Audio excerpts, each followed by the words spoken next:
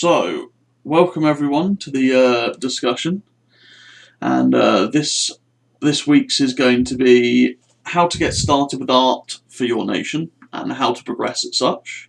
Topics we're going to be looking at is how to get started overall in general with what programs and tools you need, having an aesthetic and inspiration, etc. Then going into depth on what is inspiration and aesthetic and how to avoid ripping off other designs entirely. Types of tools, art-wise, such as Pixel, traditional, Photoshop, 3D, etc.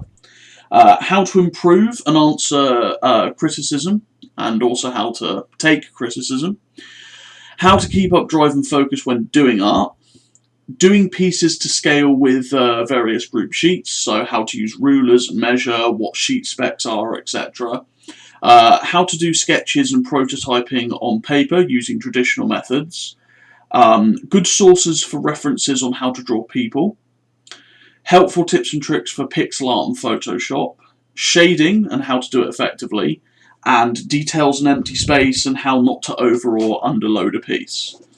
So, first off is how to get started overall. So, pretty much, you have your nation and you want to make some art for it. Be that ships, people, flags, doesn't matter. Well, first off, you're going to need some sort of idea of what medium you want to put them in. So, are you comfortable with traditional methods, with pencil, or do you actually want to do some digital work?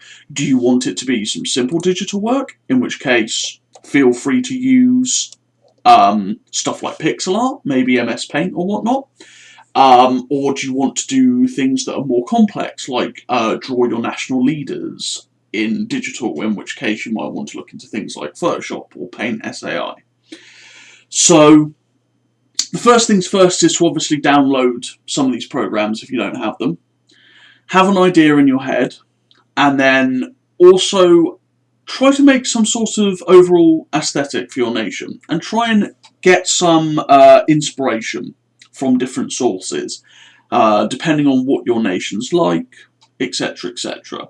Once you've got an overall idea, some inspiration to take from, maybe some references to help guide you through particularly what you're drawing at that point in time, and you've got everything downloaded, then you're pretty much good to go. It really is as simple as that. One good thing to do if you're getting started is always ask for help, especially in this group. There's plenty of people who you could just say, hey, what's a good way to start doing this? And you'll probably get about 15 people giving you pointers on such. So, with that sort of part out of the way, what is inspiration and aesthetic? And how to avoid rip-offs. So, inspiration is pretty much just anything that comes to you. I watch Star Wars and I see an Imperial Star Destroyer and I think, man, I kind of want my ships to look like Imperial Star Destroyers. That's a piece of inspiration. Cool. What you then want to do is you can then get a bunch of pictures of all these different angles and try to design something from it. Now, from this, you get an aesthetic for your nation. Now, aesthetic comes from multiple different angles. So you have your Star Destroyer. Well, that's just an aesthetic for your ships.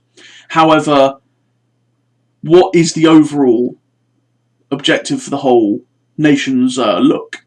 So if you look at nations like, say, the Galactic Empire from Star Wars, you'll see that it is extremely sort of hard-edged, it's bleak, but there's lots of use of dark colours like blacks, even whites, basically very stark colours, reds, all that sort of thing. It's to make you think, wow, these guys are the bad guys, they're some sort of big repressive regime, blah-de-blah-de-blah, it fits into their aesthetic. You can then take that sort of hard-edged, bleak, stark outlook, and you can take it to their ships and think, okay, well, their ships are obviously going to be hard-edged, they're going to be pretty bleak and stark colour scheme-wise, they're not going to have loads of details and flashy, gaudy stuff on them, and then you can also take it to their people and be like, okay, well, they're you know, uniforms and such are probably going to be incredibly bleak, very utilitarian, and, you know, pretty stark in colours and pretty drab, you know? That's the sort of aesthetic that you want to go for your nation.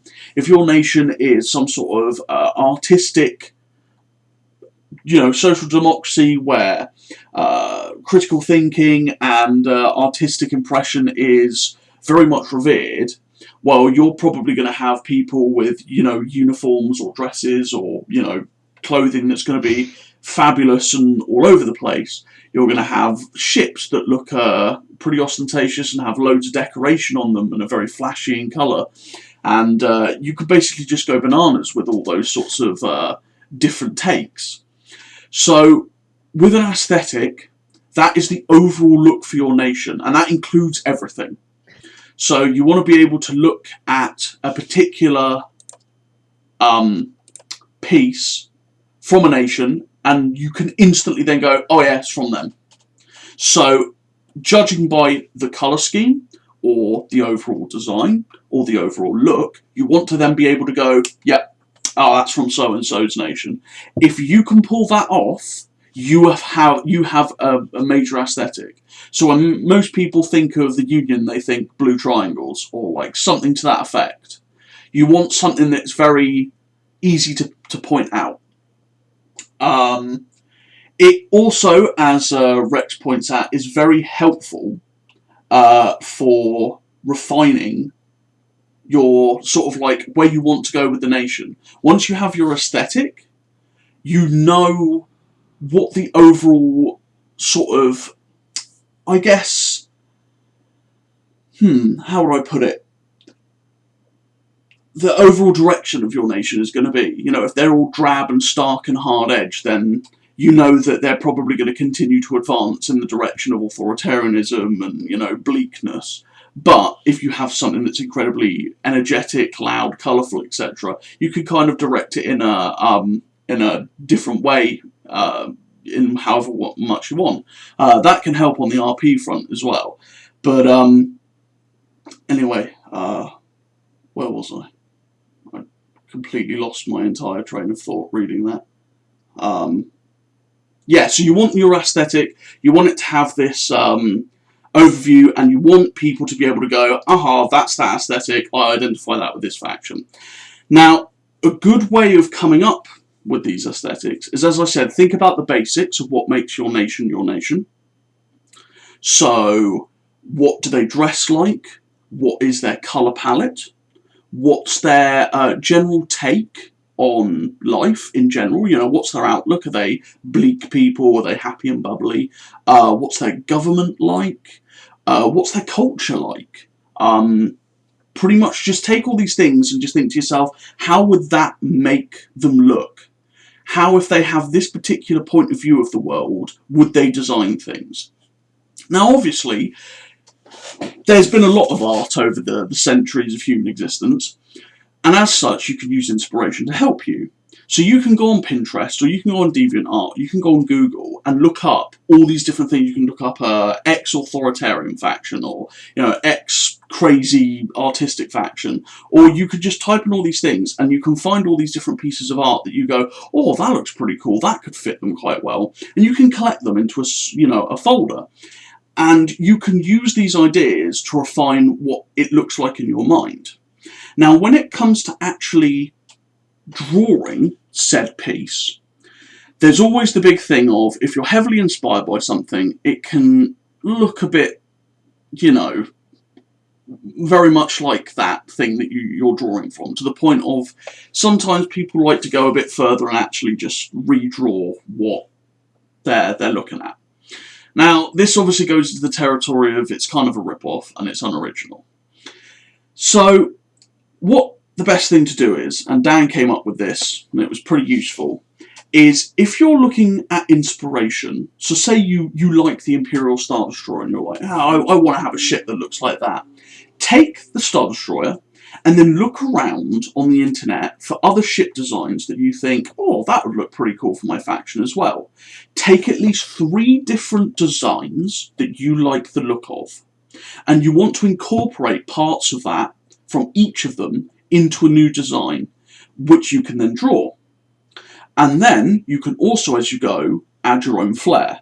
So you could take the Star Destroyer, you could take, or I don't know, let's go for the generics, some sort of UNSC ship, which, yeah, Pillar of Autumn or something, and, oh, I don't know, somebody give me another one, so, some, yeah, some sort of, like, ships like that. Babylon 5, like, battleship? Yeah, the Omega class, and you can sort of, like, mash all of them together, so you now have a triangular vessel, which has a rotating midsection, perhaps, from the Omega class. It's got some big accelerator cannons on the front of it from, you know, the Pillar of Autumn or whatever, and it's got some side bits, and you've decided, oh, actually, it'd be pretty cool to redo the engine arrangement so it looks, you know, it has these big engines because their fleet doctrine is speed, and you just tinker around with it, and it gets to the point where eventually you get your own design. You know, you've got clearly inspiration from these different sources, but because you're mishmashing these different things into this big unique piece with your own flair, it looks distinctively your own. And suddenly you've now used inspiration from different sources that you think's awesome with the aesthetic of your nation, and you've now created something unique, and you've completely avoided rip-offs. Now, it's fine if you draw something and it clearly looks inspired by something, and people go, oh yeah, that's like this. And you can go, yeah, that's what I use for inspiration, but I kind of changed bits and bobs. That's fine. It's all right when people go, oh yeah, that sort of reminds me of this. And you go, yeah, that was very much what I intended. But if it's to the point where people are going, hey, yeah, that almost looks directly like a Paris-class frigate from the UNSC or whatever, that's the bit where, maybe you need to go back and start changing some extra bits and bobs and making it more unique and in fitting with your faction. Hello, Victor. Hello. So, does anyone sort of have any questions regarding that sort of topic? It's pretty much, as I said, you know, you want to avoid rips, you want to use inspiration from multiple different sources to amalgamate them with your own flair, and achieve aesthetic for your nation by going into the sort of, you know, what's the nation like? And, obviously, using some inspiration. Yes, so, that's actually a very good one, Goose. So, form follows function. Okay, that does depend. So, some people, and this isn't me saying go one way or the other, it does depend if you want to go down the route of, do you want to put functionality of what you draw before looks? Or do you want to put aesthetics and looks before functionality? Now, you can go in the middle, or you can go to the extreme of either end, where you have something that looks absolutely wacky and that it would never work ever, but looks awesome. And then on the other side, you have literal flying bricks that are, you know, designed down to the very millimetre, but they look absolutely abysmal. Completely up to you. And there's a slider that you can go either way. So, yeah. You can always incorporate that with the aesthetic of your nation if you wanted to go, you know, they're a rugged, very utilitarian faction that builds stuff to, you know, completely for function, or, you know, as I said, they're an artistic nation that basically just goes like, oh, let's add all this flair and glare to our ships before, you know, and it actually impacts any of the design. So, that's something to consider. That's actually a major thing for, like, especially vehicle designs and ship designs. Vic, stop dying. We can hear you sneezing. It might be arousing, but... I have COVID. Oh, nice.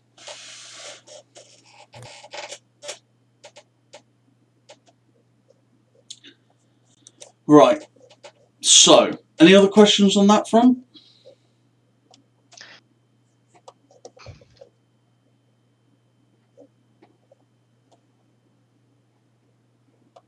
Okay, so what if you have an aesthetic in mind but somebody else already uses it? Alright, that is completely fine. If you have an aesthetic that looks very similar, or like, you want a particular aesthetic in mind, but somebody else has already kind of got it, you want to find ways to make it different. You want to be like, okay, well, how does my nation and how does their nation differ? Is there differences in government? Is there differences in how they build? Is there differences in their cultural outlook? And you want to take these differences and you want to think on how would that change the aesthetic of the nation, so that you can make something that looks similar perhaps and is cool in your eyes because it looks, how you want it, but is different in a way that makes it seem like you're not just going, haha, I'm making this, this thing that somebody else has made. I don't know if we have any good examples of that in Ansarios. Has anyone got any? I'm trying to think of some. Let me go look at the ship sheet. Yeah, I was thinking. Let's have a look at some of these. Oh, like Stabe and Kepler stuff? Yeah, I think that would be a good thing. Like, the Stabe are very. I guess they're supposed to be like low tech, spinning gravity bits, big engines, and very rugged designs. But then Kepler also has the same, but they're still very distinctive and aesthetic, at least, ship-wise.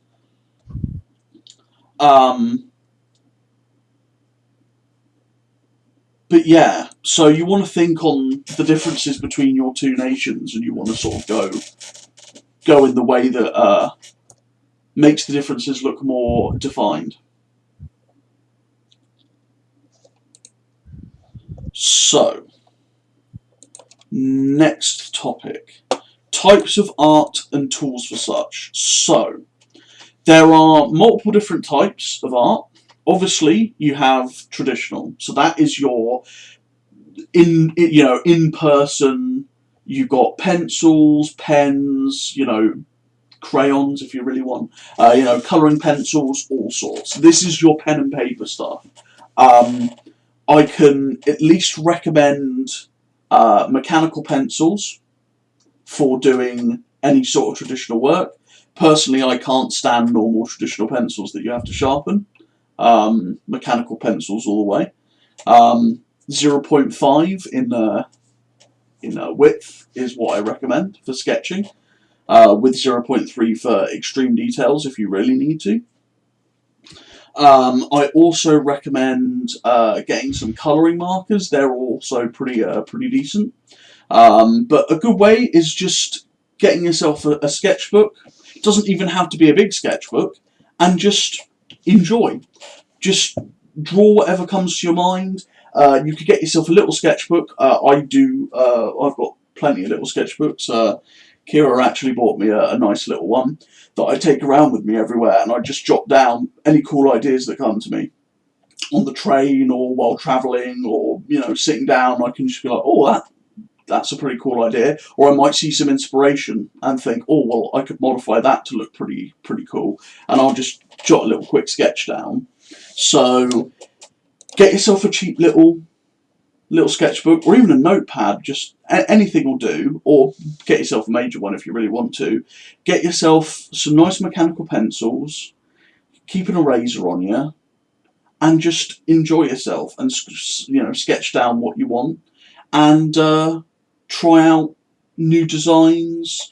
Try yourself at drawing people. Just push yourself whenever you feel like it.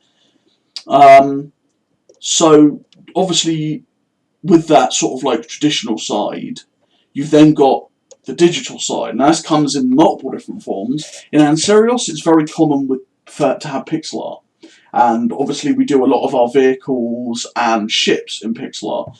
Pixel art, I find, is very, very good because it allows you to do detailed pieces, but pretty quickly, and it looks pretty defined. It looks neat, it looks tidy, you can easily do things to scale, and you can do things in a pretty, rapid fashion. It doesn't take 56,000 years to do a piece in pixel art, unless you're doing a 30-kilometre dreadnought to scale, in which case, good luck, that's going to take you several weeks. That's more of your own problem if you decide to Yeah. do the normal scale. Yeah, so we'll talk about scaling later on and how you can avoid spending 56,000 weeks drawing crazy big dreadnoughts. But for pixel art, every one of you who has Windows, you have MS Paint. Congratulations. That is all you need, really, at the very bare minimum, to do pixel art. You just need MS Paint.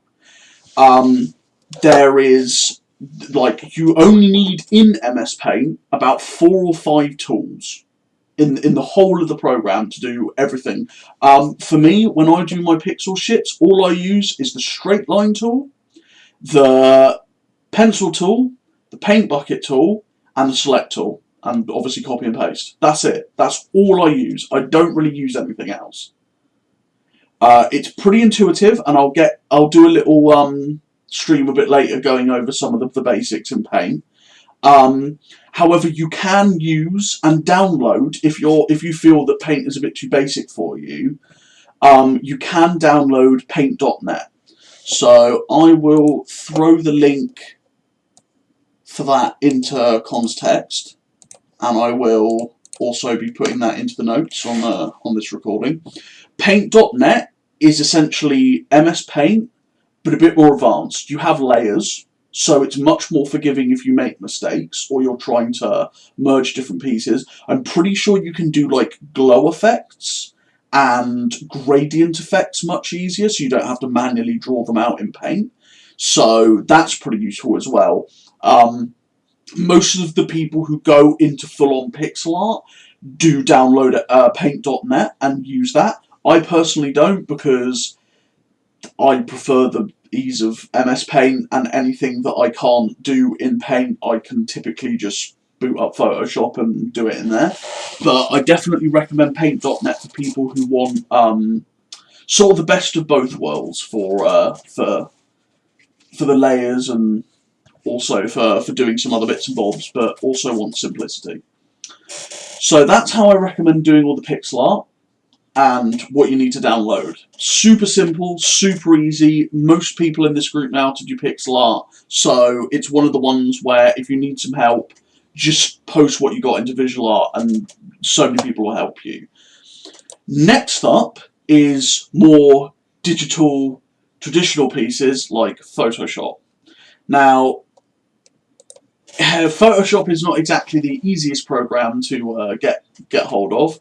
I just suggest pirating it, because nobody is ever going to pay for Photoshop in a million years. I certainly didn't. So I'm pretty sure if you ask around here, you can find somebody who can send you a cracked copy that you can then download and open up and use. But if we do that, I'll have to help you out doing that, because Adobe has massively cracked down on cracked stuff, and the only way I stopped it from going crazy bonkers was deleting something in my computer. But anyway, so Photoshop's quite hard to get hold of, but there are other programs out there that can kind of do what Photoshop does. I've got a couple here. Well, actually, no, I only have one here. This is Paint SAI. This is the only one that I know of that's kind of similar to Photoshop. I'm pretty sure that a lot of other people are going to say stuff like GIMP or Sketchbook or various other stuff. There are quite a few programs out there that are free and do what Photoshop does to some extent. So I'm not familiar with them, but there are alternatives out there. And, that's pretty much going to be your best bet if you cannot get hold of Photoshop. Krita, GIMP, etc. I'll try and compile a list of links to all of those to put in the notes for when I put this recording down, so people can check different ones out. This is the stuff that we typically do, like scenes, characters, some of the melee weapon sheet, the gun sheet. All different sorts of stuff on Photoshop. A lot of flags. The sky's the limit. The program is incredibly versatile, and with the nature of the digital art that it's doing, it's also incredibly versatile. you could even do pixel art on Photoshop and the like, and probably all of the other programs as well. So it's pretty much a step up. Now, obviously, it depends what you're doing with those tools. I also personally recommend, if you're going to try and go heavily into Photoshop artwork, or use, Krita or GIMP or Paint SAI or Sketchbook, to have and buy some sort of graphics tablet. Because doing things with mouse, while completely fine and really easy for pixel art, becomes pretty damn hard when you're doing typical digital art. So with tablets, it depends which ones you want to get. We can put some recommendations in the notes for this write-up, for this discussion. But tablets are not cheap, really. So that's something that if you really, really, really want to go into, I recommend doing. But if you're only trying to dabble into that, then it's probably not worth going in. And yeah, the cheap ones are all pretty shitty. So yeah, it's like $40 for a Wacom. That's iffy, yeah. Pretty bad, yeah. Like the decent tablets that you want to get are like £100 or $100. Those are the ones that will last you a while. And if you can, try not to get a Wacom, because they absolutely love screwing drivers around, and it'll completely kill itself on you for no apparent reason. Wacom is literally the only brand that works. They might have shitty drivers, but it's not like there's a choice. Yeah, that's the only problem. But anyway, so that's like the Photoshop side and the tools that you'll probably want to use to get into the digital side. The next one is 3D. Now, thankfully, the best program for 3D work is free, and that's Blender. Blender, I have absolutely no idea how it works. It's practically voodoo to me, but you could do everything on Blender. It's one of those programs where not only is the base download incredibly powerful and capable, but if there is something on there that Blender cannot do, there is probably some sort of plugin that allows you to do it. Blender is an open source 3D program, and it is insanely good, and the work that comes out of that from people in this community and other communities that I've seen is phenomenal. That's if you want to render, characters, scenes, ships, anything in 3D terms. It takes a lot to do so. It takes a lot to learn, but by God, the stuff that you can create is fantastic. If you need any help with Blender in this server, ask Flavored Pickle. He's our resident Blender man. His work is amazing. So he's probably the best person to give you a lowdown if you're interested in doing that sort of thing. Plus, I think he has a load of links to really good Blender tutorials. So I think that's most of the basis of the different types of art and all of the tools for such. Have I missed any? One thing for using MS Paint, the most important thing you can ever use is under select, click transparent selection at the very bottom of the drop down menu. Yeah, I was going to go over that later. It makes everything so much easier. That's the main thing I was going to go and do, because oh boy, it's pretty impossible otherwise. So I think those are the main things. For Paint.net, you can actually download a lot of plugins that massively expand the capabilities of the program. Definitely. And so it's actually extremely useful to have those. Yeah, for most of the free to download open source software, like GIMP, I know that Krita and Paint SAI, Paint.net, they've all got loads of plugins. So if you're like, oh, this is missing a easy gradient tool because I can't be bothered to draw each individual color line of this hangar bay, then look it up. There's probably a plugin for it.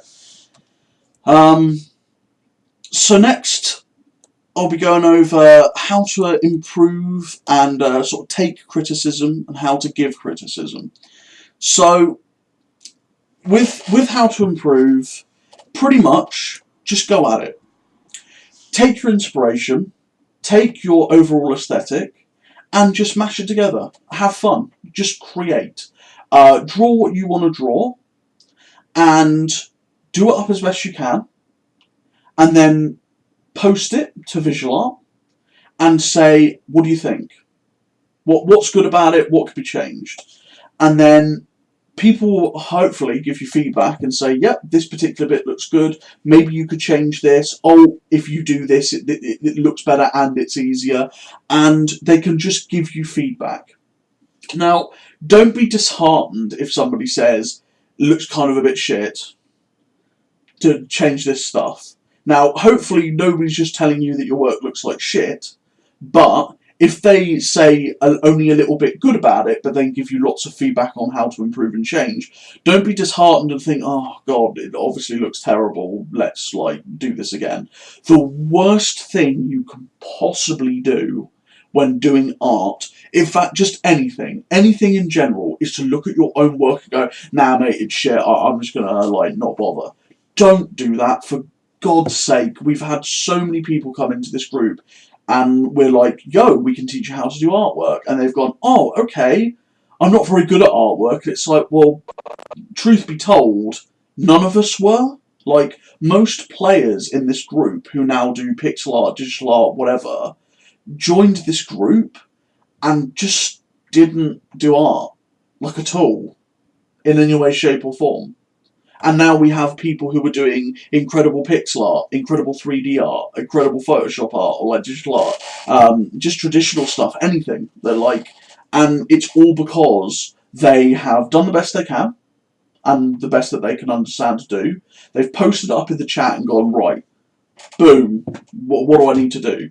We've had a couple of people in this group, at least with pixel art, go from having never touched MS Paint in their lives to doing really decent ships and tanks and stuff within 3 months. Quite easily. Just because every time they've gone, okay, this is done, they've immediately posted up and gone, what can I improve? And people have then immediately given them feedback and said, that looks good, you can improve it by doing this, this, this and this. And then take that into account next time you work on it. If you want to redo the same piece to try and make it better, fair enough.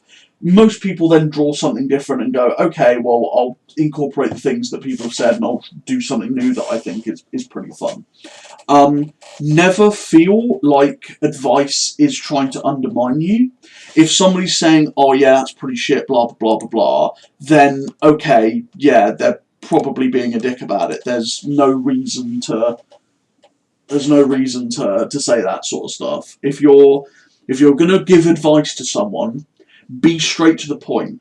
Give them positive reinforcement, because they've obviously attempted to do what they're trying to do. So you could be like, nice work, you've done well here.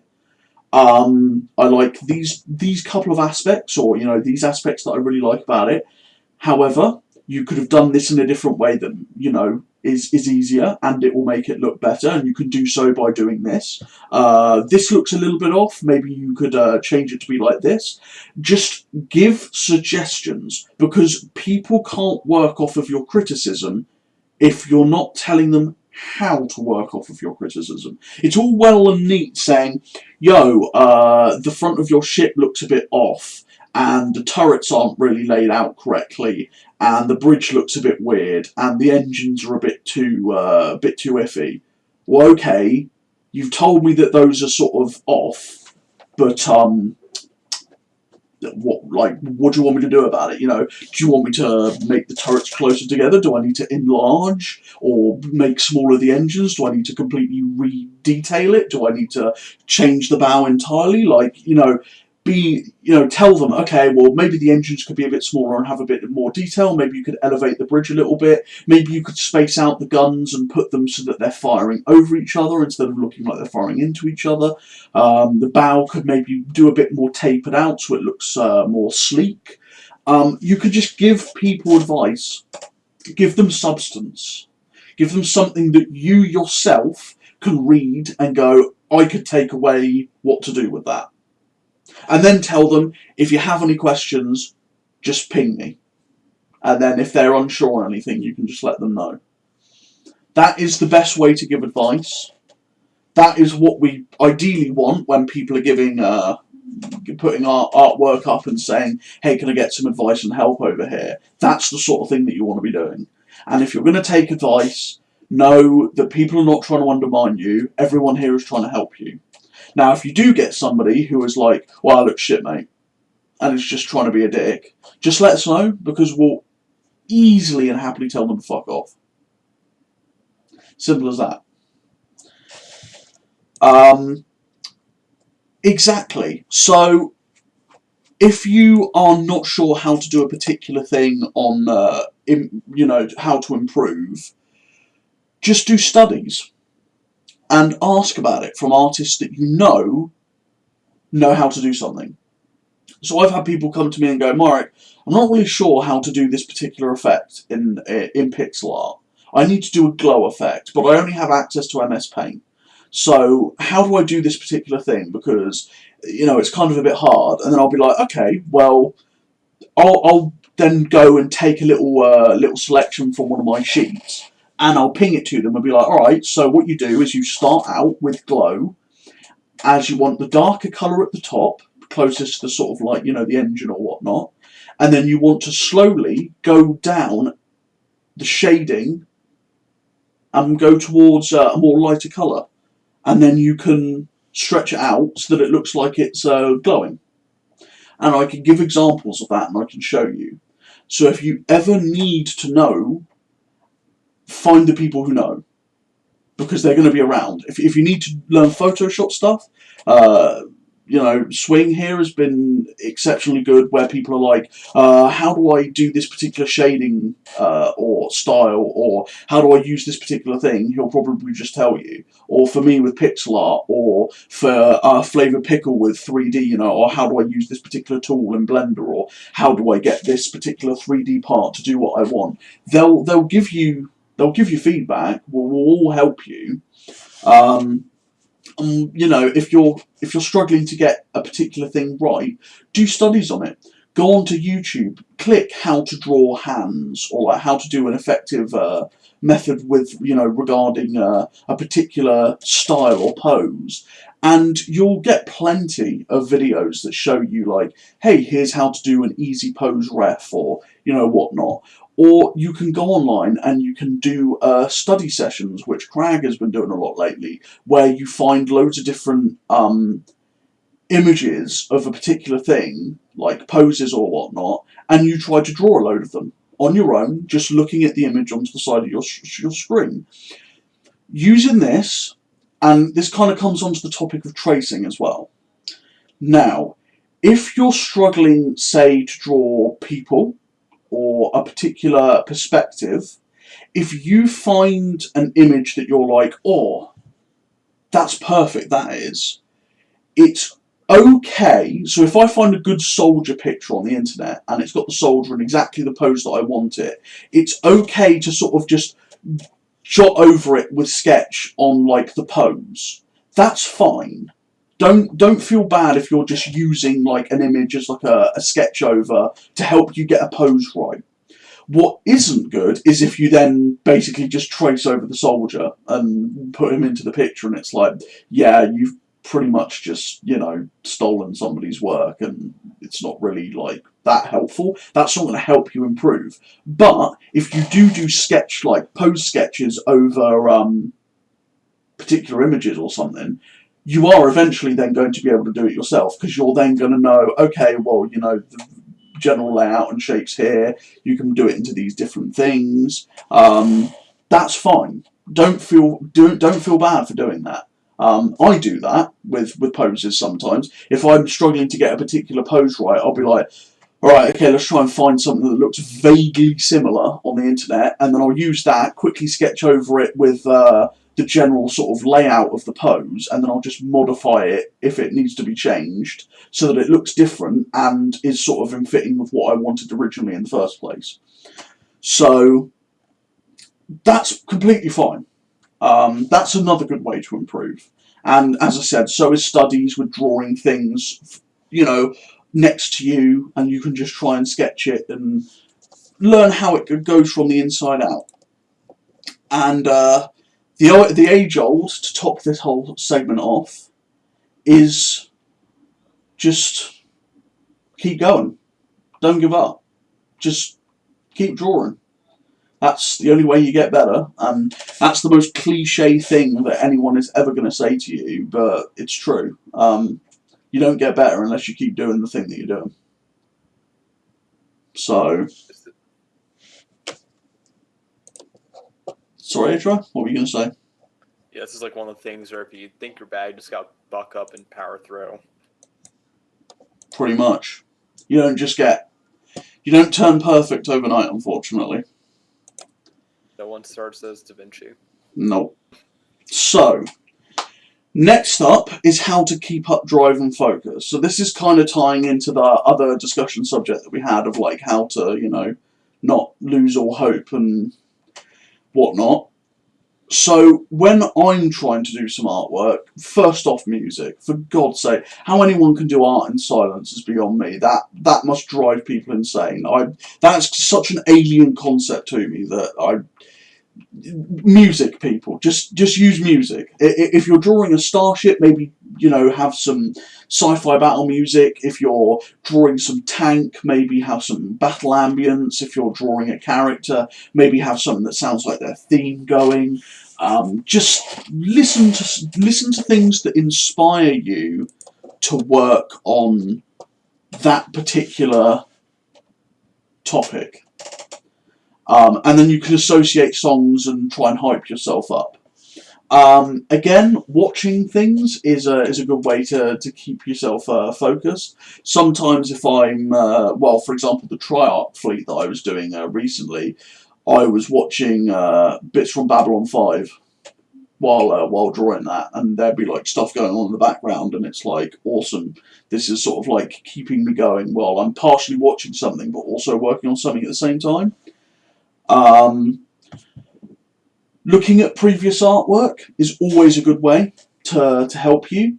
If I'm wanting to draw a particular nation of mine and I haven't done in a while, and I'm like, I don't know if I have the drive for it, I'll go and look at all of my old art and be like, oh, that looks pretty cool. Oh, yeah. And I'll remember how much I enjoyed creating that, and that will sort of help boost me further. And on the flip side, reading as well. If you're one of the people who like putting lore and writing pieces into all of your artwork, then you can read through that sort of stuff and it will inspire you. If you're drawing the MBT for your nation, if it was used in an RP where it's fighting enemy soldiers, well, read it. It will make you pumped to draw it because you'll just think, oh, that's cool. I can now picture it, in combat or whatnot. So these are things that you can use to focus yourself, or at least get some sort of drive to be able to draw in particular. Personally, I like to do artwork in the midday and the evening, where I've not tended to get I've not got lots of energy, because I like to do writing in the morning and then I do artwork in the evening. Because I can sit and talk to people on voice, where I can just happily do some artwork, or I can listen to music and watch stuff, or just be doing anything in addition to doing artwork. Or at 1 a.m. when I get a sudden art drive. I found that being extremely tired is a surprisingly good way to get a load of art ideas when your brain isn't quite at 100%, but that's another story entirely.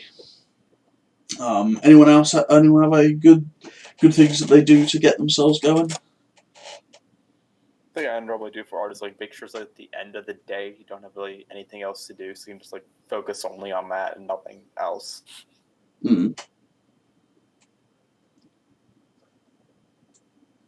Mostly dust. Sometimes there you just can't really do anything that day for art, but hey. Yeah, sometimes it happens.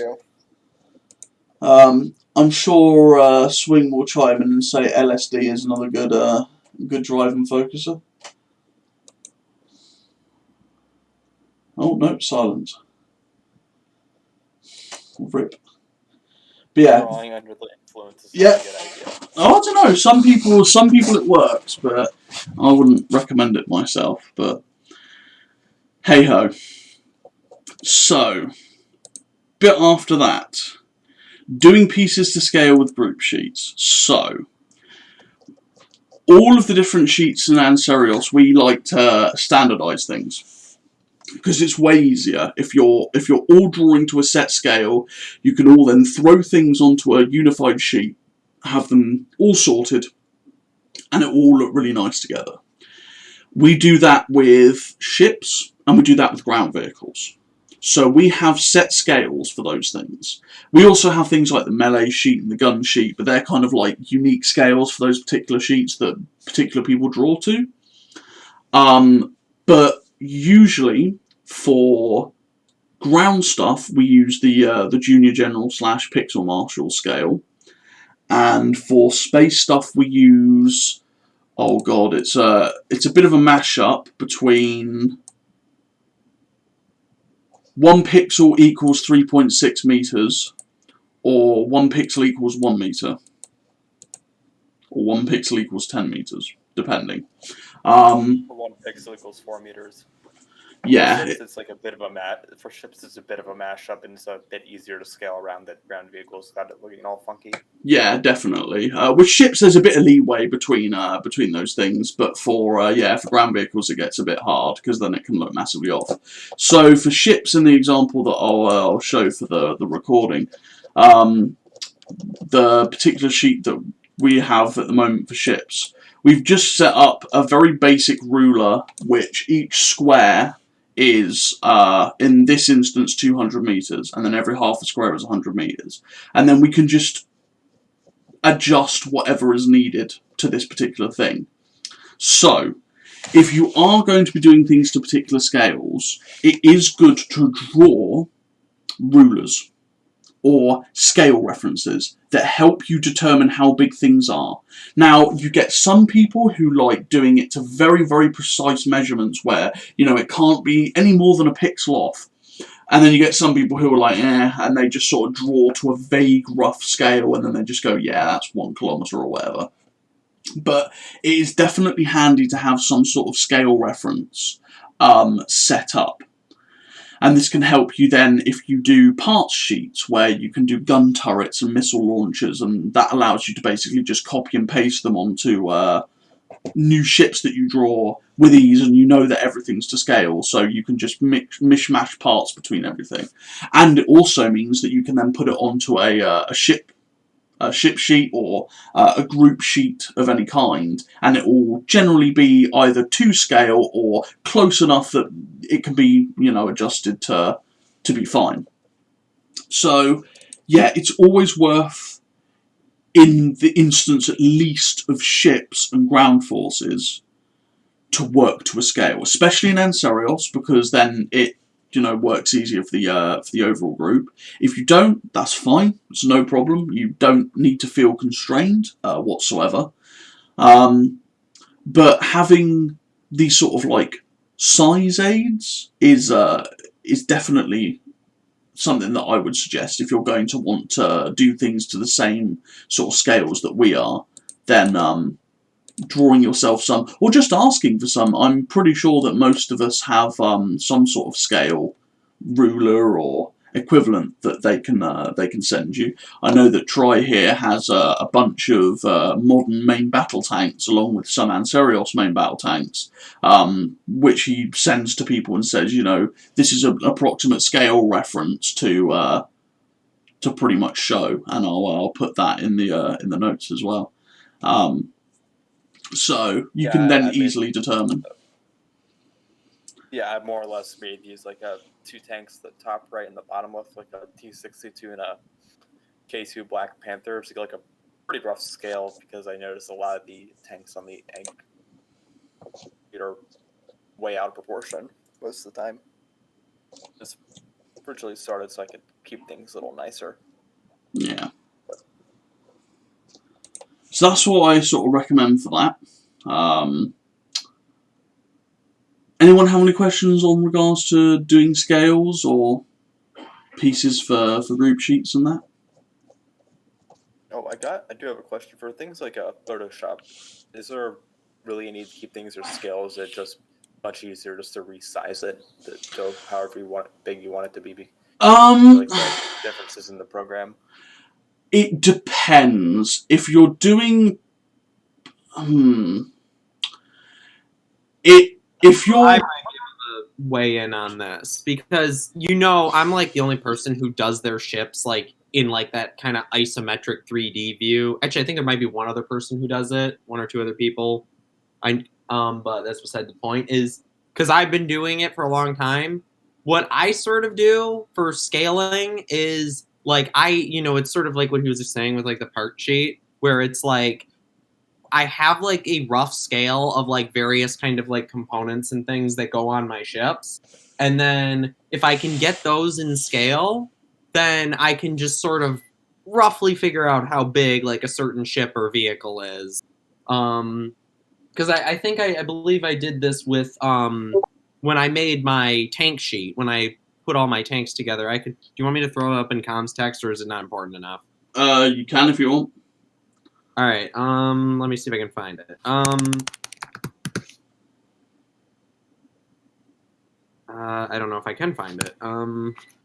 Yeah, but I made a tank sheet. I think I posted it and like nobody looked at it or something. But of all of my walker tanks, and like I never drew them at any sort of scale. I just sort of have like some specific components, like the missile tubes are always sort of the same size. And I use that as like a ruler to get them in scale. And so if you're doing things in Photoshop, yeah, you can kind of just do that. It is nice to have some sort of ruler that you can use. I'm gonna see if I can find that. I'll go back on mute. All right. So, in my opinion, for Photoshop, if you are going to just draw stuff whatever, draw it big.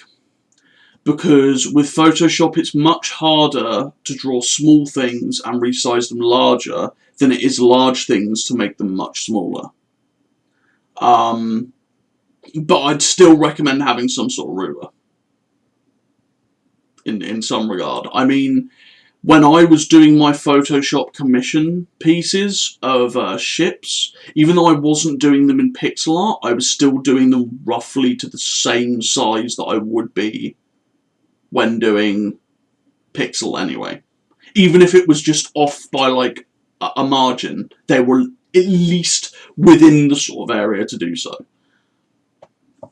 So yeah, I still recommend scaling bits. On the fancy electronic tablets, can you draw bigger than necessarily and scale it down? I mean, yeah, you can do that without fancy electronic tablets. All depends on what program you're using the tablet with. Yeah. Like the tablet itself isn't like the thing you draw on. You're just doing that to translate it to the computer and the like program you're using it with. Yeah.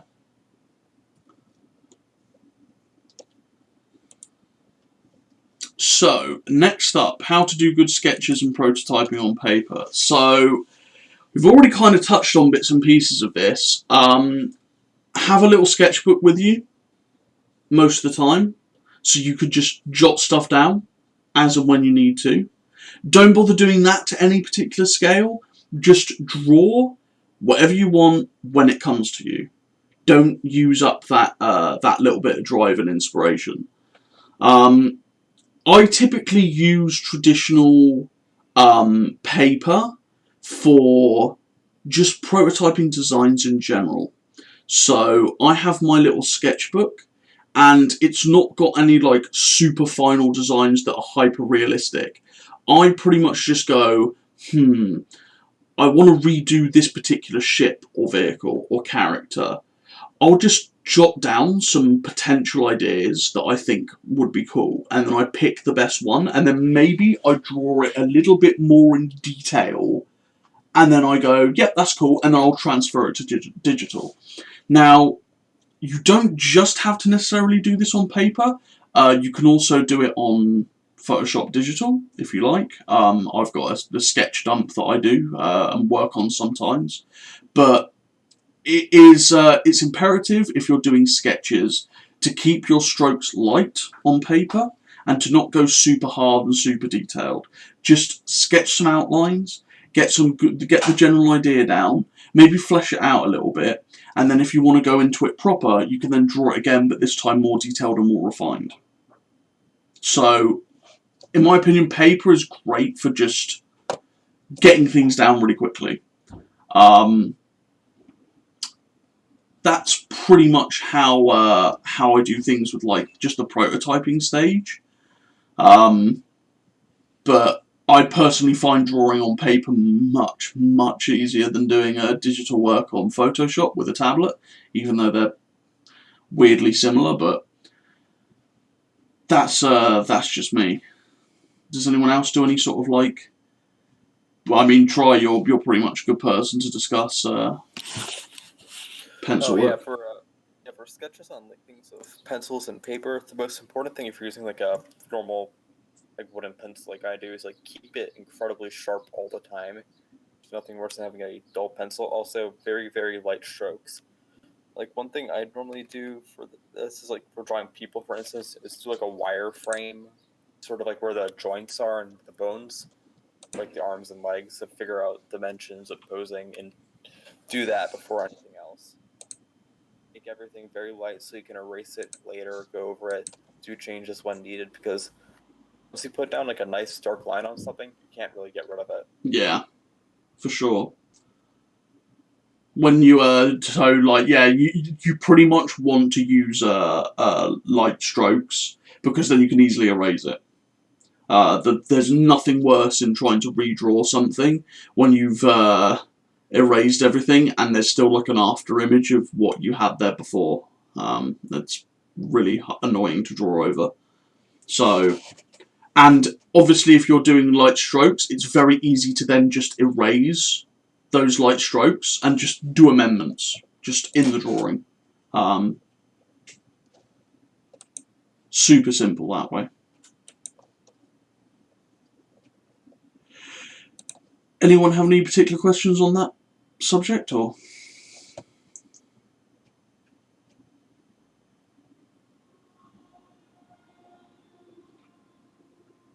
Well, one little bit to add on for sketching is that you can do it a lot of stuff very quickly. Like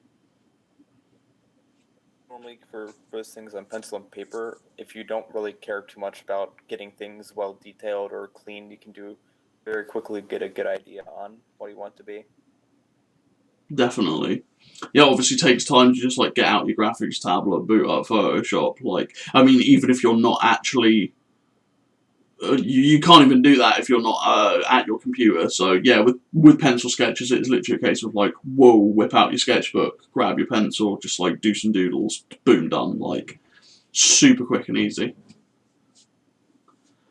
So the next bit is good sources for references on people. I'm not going to do much on the discussion front of this, but I already have a whole bunch of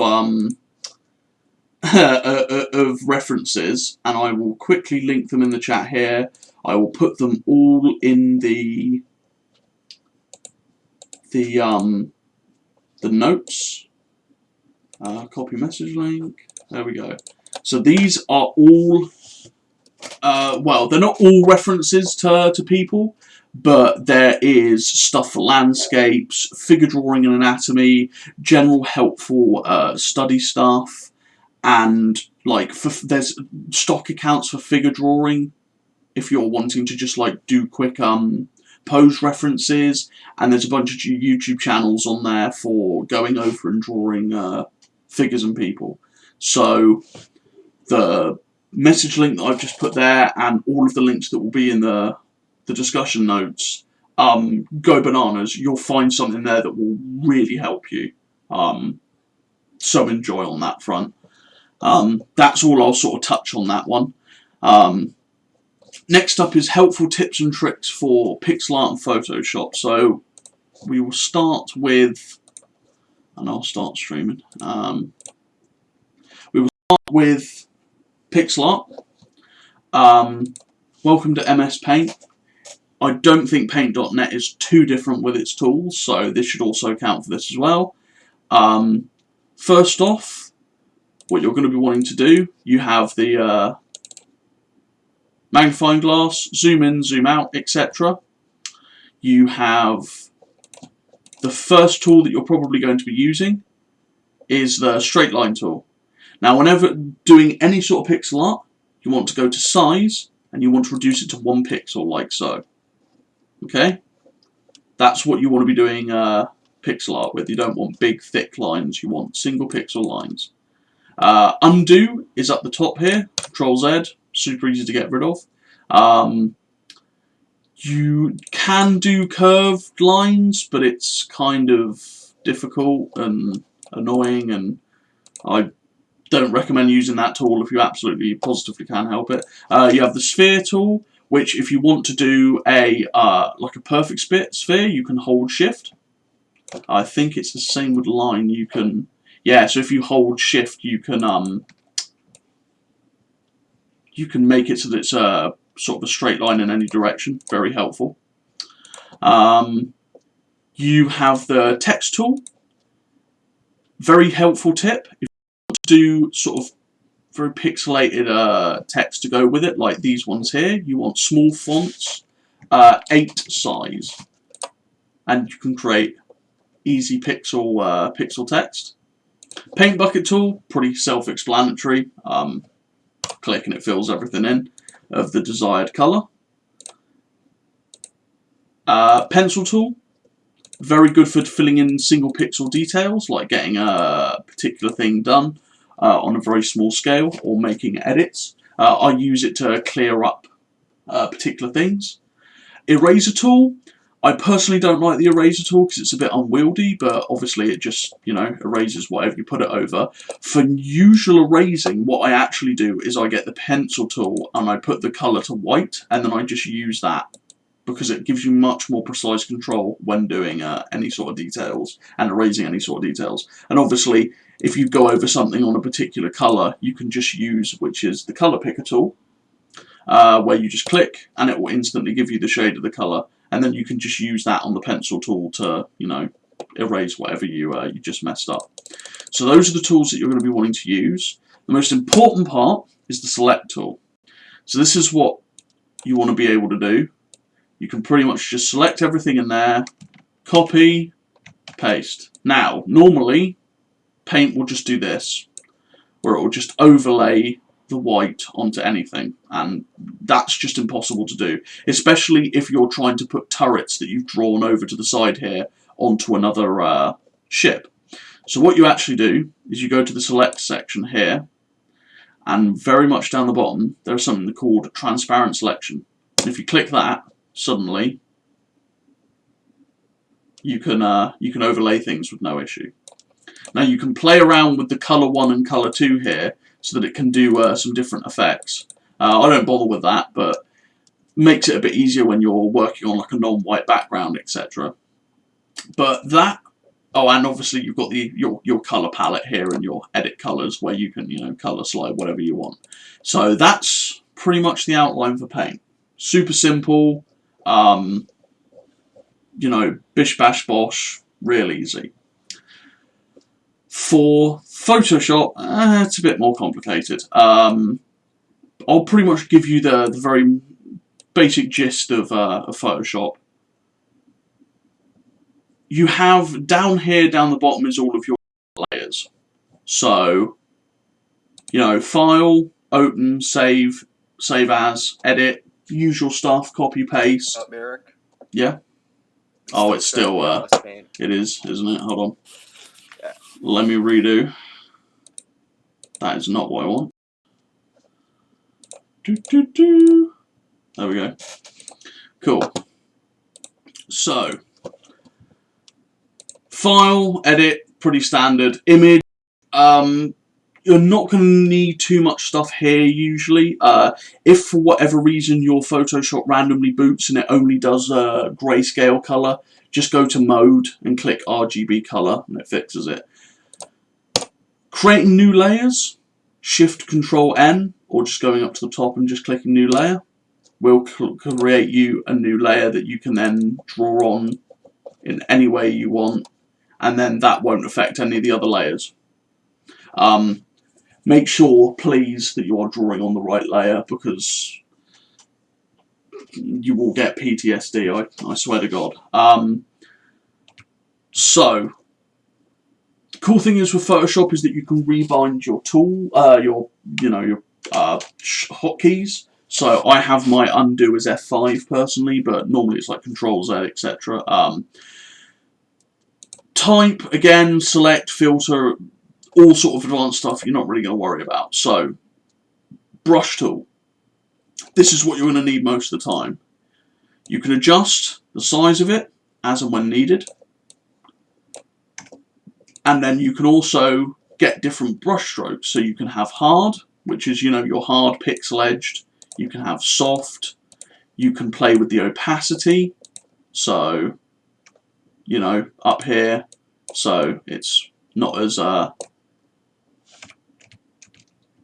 opaque as it was, or like full on.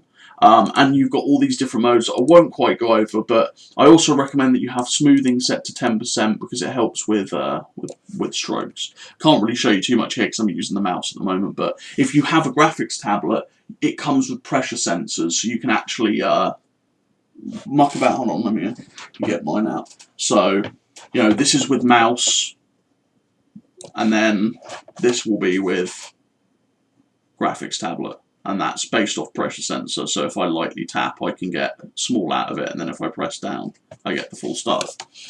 Other stuff, select. You can use Magic Wand tool in Photoshop, which is basically like, imagine using select, but it will select everything in particular on that layer, and then you can move around with the tolerance, so it will, pick up more, pick up less, etc. Magnifying tool, zoom in, zoom out. You can literally click and drag. Paint bucket tool, I never really use that in Photoshop too much.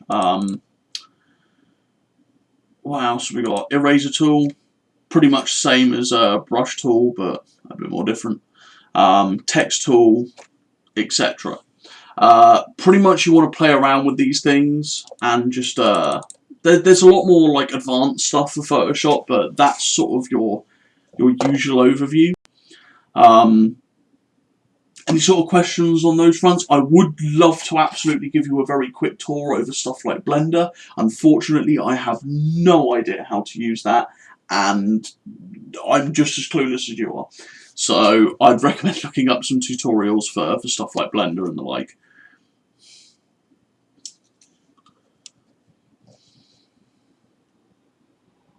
Okay, no questions about that, that's no problem. So, next subject. Shading and how to do so. Right, so for pixel art, let me, actually for Photoshop, hold on. So, for Photoshop, there's a pretty easy way to do it. So let's just get a red, a bit of a desaturated sort of pinky red. Boom. Okay, we have a square. Now, there's a couple of ways that you can shade. The super simple way, which I don't really recommend, is you can press this little square here and lock pixels. And what you can then do is, if you click on the little colour swatches down the bottom, you get a colour picker tool. So you can just do that, and then we'll make it a bit brighter. And we will put soft pressure brush, opacity and flow down to, well, I don't know, about 30–40%, maybe less. Make the brush a bit bigger, and then just several strokes as you build up the opacity, and boom. And then you can just go and do that again with the darker shade, and now you've got a bit of shading. Now the problem is that if you do this method, that's all on one layer, so I can't separate the shading from the actual colour. Now obviously you could then go, okay, I'm going to do a new layer and I'm going to Magic Wand tool this layer, so then I can grab this particular colour, and I can then do it like, nah, fuck that. That's takes ages, and it just isn't worth your time. So if we undo all of the shading, what we can do is click on adjustments, and you can go, oh god, what is it, brightness and contrast? Yes. So we can then go, oh bollocks, how do I link it again? Vic, help me. Oh yeah, so you right click on this adjustment layer, and you click create clipping mask. So that actually locks it to this layer below, alright? So whatever we do, it only affects this layer. So as you can see, it now doesn't do the whole thing. So we can now put this down, and if we click black and put the mask to black, suddenly it doesn't look like it's done anything. However, if we take the eraser tool, well actually we don't even need the eraser tool, if we just take the brush tool, we just put it to white, low opacity, you're now using this adjustment layer, and we can turn that off. Doesn't even have to look how it was, and then all you do is you can create another adjustment layer on top of that, create clipping mask, and this time you can just paint with black. Oh, hold on, nah, 1 second. You do it to linear dodge, and then you put black, but not like that because the thing's fucked. Okay, brilliant, thank you Photoshop. But yeah, and then you can just, if you want any more details on how to like do that properly, just let me know and I can give you a full lowdown, but I won't waste too much time on that. But there's ways to shade in Photoshop that are super low effort, that Swing invented, and is super easy. So if I stop streaming that and I start streaming, why is Calculator coming up? Start streaming Paint again. It's even easier to shade. What you can do is hold on. Create a box, and it is just grey. Color picker tool. Go up in brightness. Get a 1 pixel thick line, and you go along the edges. So let's say that the light source is coming from here. So you've now got lighter along the top, get a darker colour, go along the bottom, and then you can get the normal colour, and you can just put 1 pixel where they intersect. And now you've got a 3D looking shape. Want it to look like it's indented? That's easy. Now it looks like it's a bit changed around. You could do things on the inside.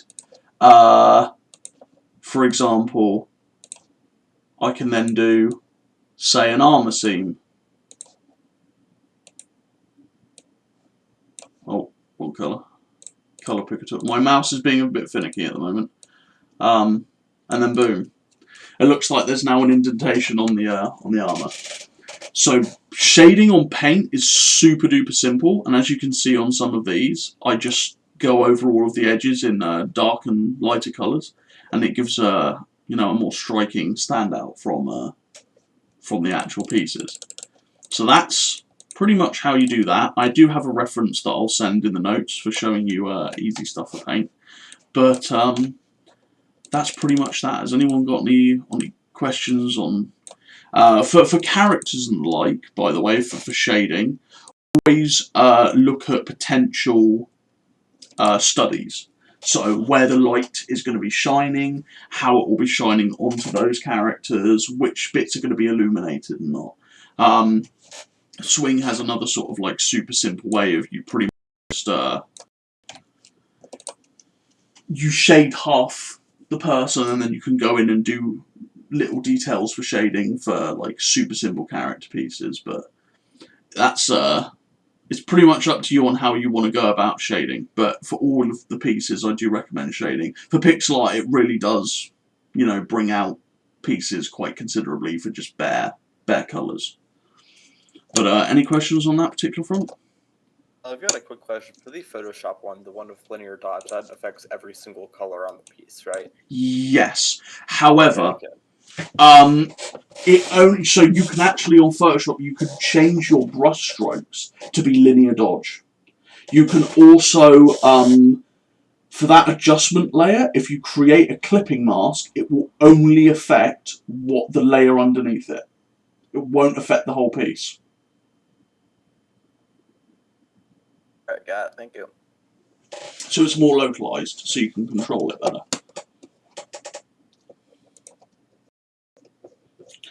So, I think the last thing is details and empty space and how not to overdo or underdo a piece.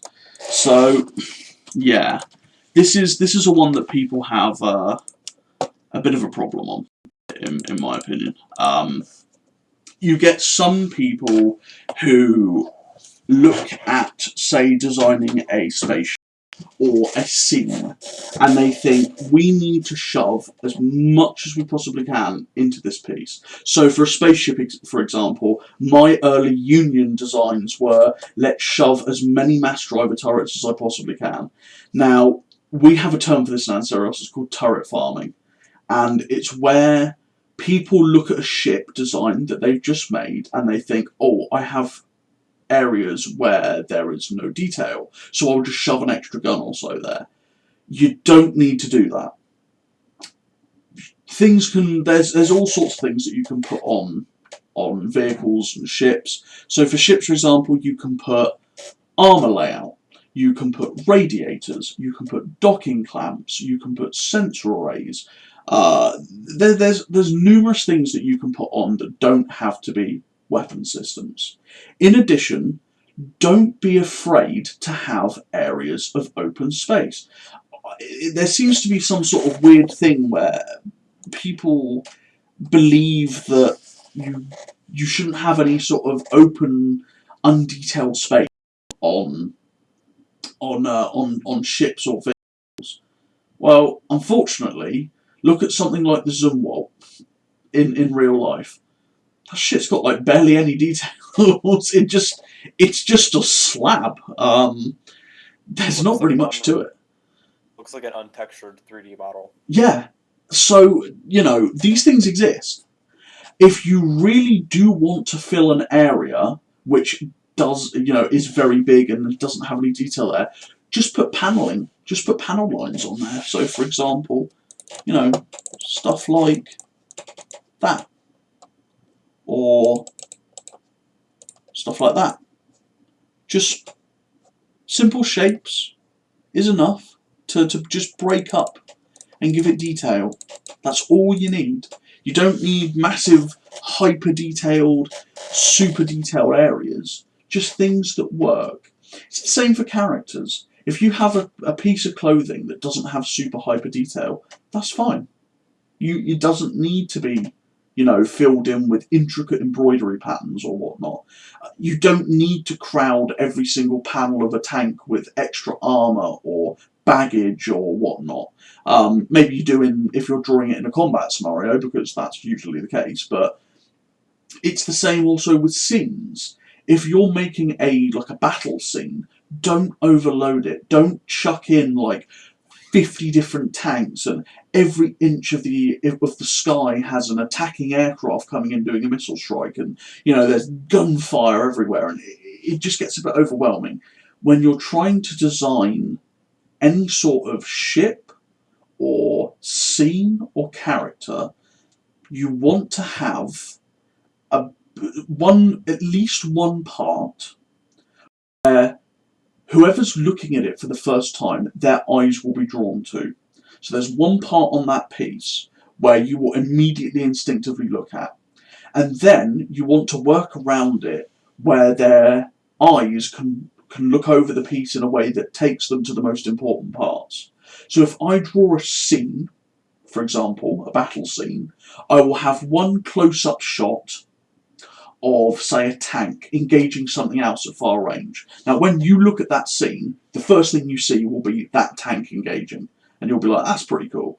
And then you'll immediately look to the surroundings of the tank, and there's several other armoured vehicles doing things, and there's some explosions. And then you look at what they're engaging, and there's some smoke in the distance, and gunfire, and, you know, some enemy vehicles off.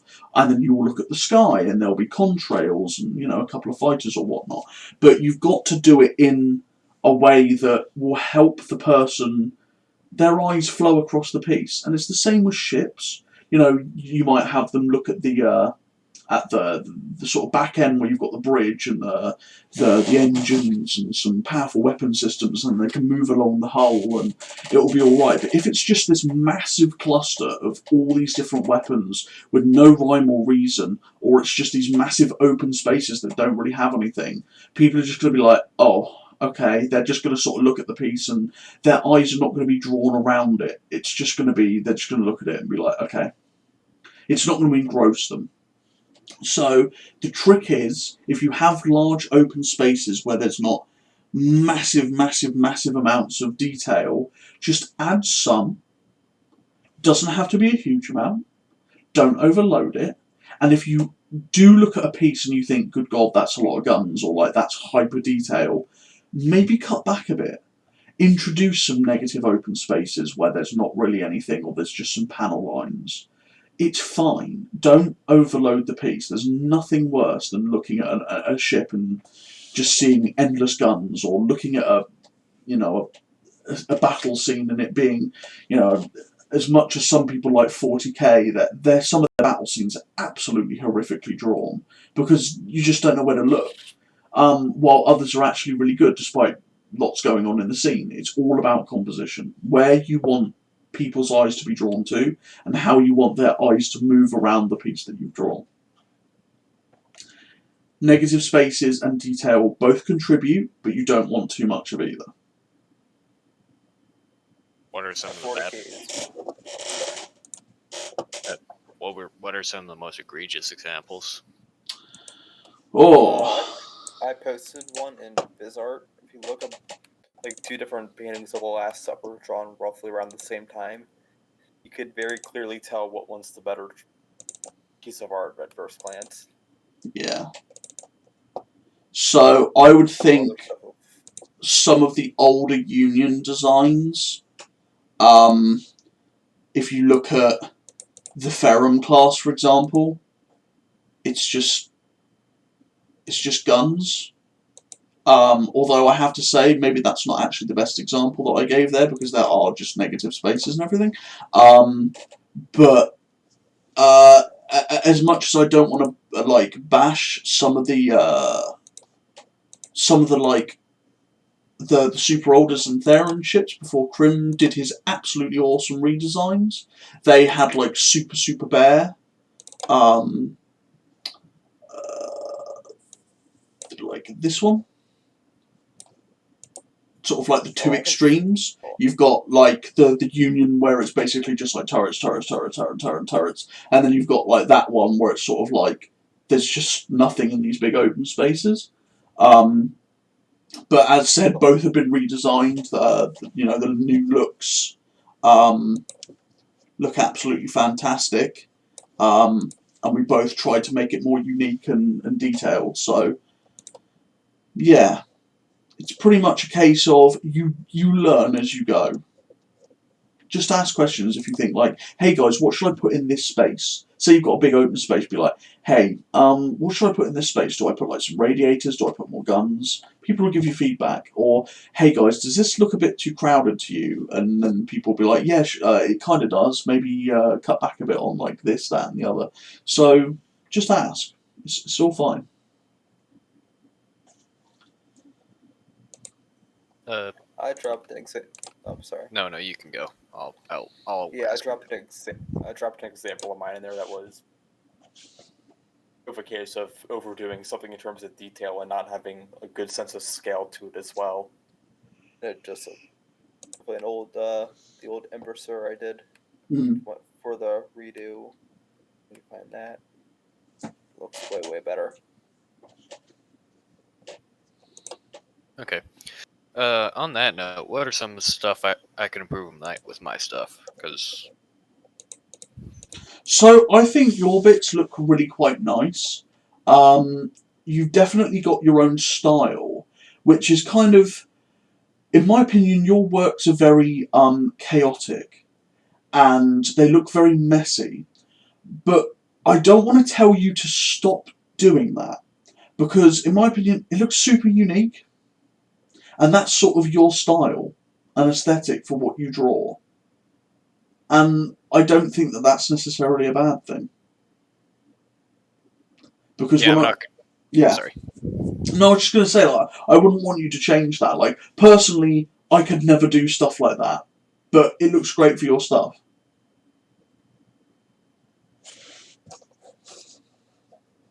Yeah, I'm not. I'm not too concerned about like my whole style or whatnot. I'm just. What are some like specific things I can improve upon, like shadows or detail or general design? Um, yeah, maybe, like, I would say some of the, like, shading could need some work, but that's fine. Because you rely a lot on, like, glow effects and such. I would say, because do you use inner and outer glow on Photoshop? I recently learned about it, but I think it was like a few weeks ago ish. Oh, okay, so you've actually been doing it with just manually building up and building up and building up glow-wise with the brush, yeah? For a lot of the time, yeah. Oh, okay, I was actually going to suggest trying that, but yeah, so that's all good then. I'd say you're fine for now. I would say because you use a lot of like pixel and Photoshop, maybe try and expand into like. Well, I guess you've already been expanding into sort of like more Photoshop stuff, but I don't know. I don't really know how to say to improve to you again because I really like your stuff and it's very unique and distinctive. Okay.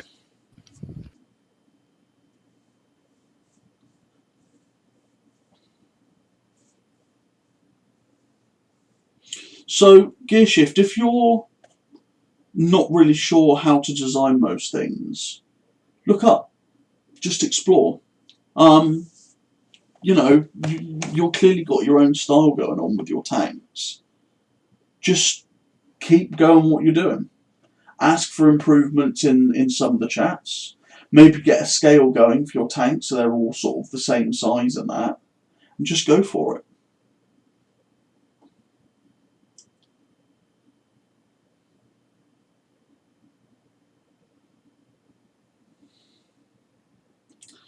Anyone else have any sort of distinct questions or?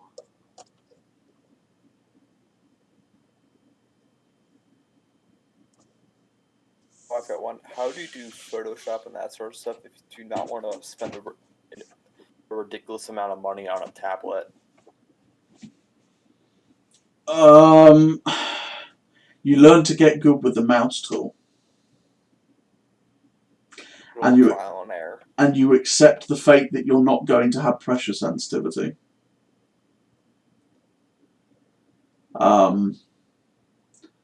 That's all I can say, really. I personally, if I'm just using a mouse on Photoshop, I will use mouse if I'm just doing straight lines and the like, because I just won't need the tablet. But if I'm doing like proper, digital work with like curves and designs and stuff, then I will use my tablet. I also don't use the tablet when I'm using Photoshop to supplement paint.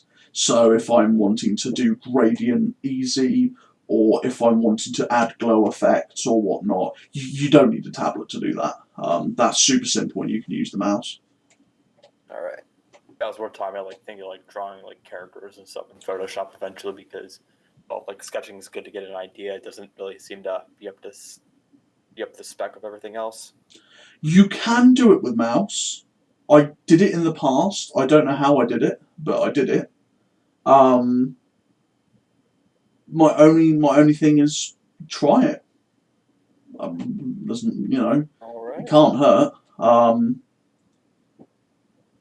worst comes to worst, if you didn't want to do, if you kind of don't want to mess around with the line art with a tablet, just get yourself a really cheap scanner and just scan in your works, and then just use the brightness contrast adjustment and just put the contrast up and use that for the line art. Oh yeah, I tried doing that in the past before, just because like I'm very, very bad at making clean lines or sketches. It was very interesting to deal with. Yeah, that's why I stopped doing that method, because I'm really messy when I'm sketching. Any other sort of questions?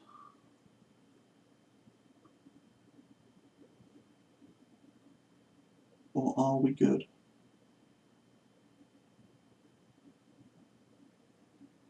I'm assuming we're good. Okay, so that'll be the discussion. I will write up the notes for it, and there will be quite a lot of references and links and associated help and resources put into those links. So enjoy, and I shall catch you guys next time. Goodbye.